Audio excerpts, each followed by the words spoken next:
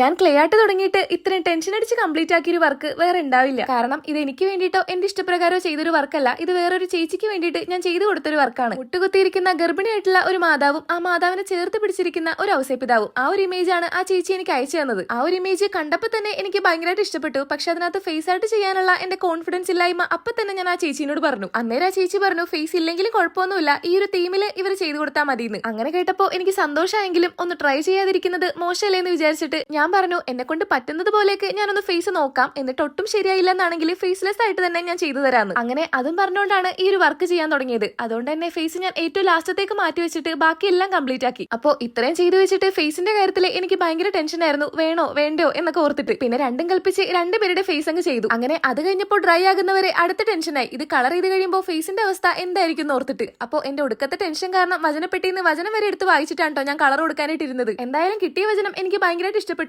എന്തോ ഒരു ചെറിയ ധൈര്യമൊക്കെ കിട്ടിയ പോലെയായിരുന്നു. അതുകൊണ്ടാണ് കേട്ടോ നിങ്ങളെയും കൂടെ കാണിച്ചത്. പിന്നെ ആ ചേച്ചി തന്ന റെഫറൻസ് പിക്ക് ഇതായിരുന്നു കേട്ടോ. അപ്പോൾ എക്സാക്ട് അതുപോലെയൊന്നും വന്നിട്ടില്ല, എന്നെ കൊണ്ട് പറ്റുന്ന രീതിക്കാണ് കേട്ടോ ഞാൻ ചെയ്തേക്കുന്നത്. ഫേസിന്റെ കാര്യത്തിൽ ഇനിയും കുറെയൊക്കെ ശരിയാവാനുണ്ട്. എന്നാലും ഇതുവരെ ചെയ്തതിൽ എന്റെ ഏറ്റവും ഫേവറേറ്റ് ആയിട്ടുള്ള വർക്ക് ഇപ്പൊ ഇതാണ് കേട്ടോ. അതുപോലെ ഈ ഒരു വർക്ക് എനിക്ക് ഭയങ്കര ഡീറ്റെയിൽഡ് ആയിട്ടൊന്നും കാണിക്കാൻ പറ്റിയിട്ടില്ല. എനിക്ക് കുറച്ച് സമയത്തിന്റെ ഇഷ്യൂസ് ഉണ്ടായിരുന്നു. വീഡിയോ എടുക്കാനായിട്ട് ഇരുന്നിട്ടുണ്ടെങ്കിൽ വർക്ക് ഭയങ്കര സ്ലോ ആവും. അപ്പോൾ ഗർഭിണിയായിരിക്കുന്ന ഈ ഒരു മാതാവിനെയും മാതാവിനെ ചേർത്ത് പിടിച്ചിരിക്കുന്ന ഔസേപിതാവിനെയും നിങ്ങൾക്ക് എല്ലാവർക്കും ഇഷ്ടമായോ ഇല്ലയോ എന്നുള്ളൊക്കെ കമന്റിൽ പറ. പിന്നെ ഈ ഒരു വീഡിയോ ഇഷ്ടമായി എന്നാണെങ്കിൽ ലൈക്ക് മറക്കണ്ട. അതുപോലെ ഇനിയും ഇതുപോലത്തെ വീഡിയോസ് ഒക്കെ കാണാനായിട്ട് ആ സബ്സ്ക്രൈബും ഫോളോ കൂടെ ചെയ്തു വെച്ചോ.